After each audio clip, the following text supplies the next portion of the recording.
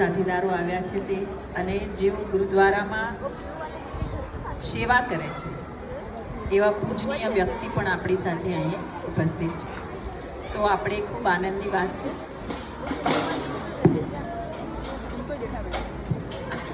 तो मैं हमारे विद्यालय में आप सभी का हृदय से स्वागत करती हूँ।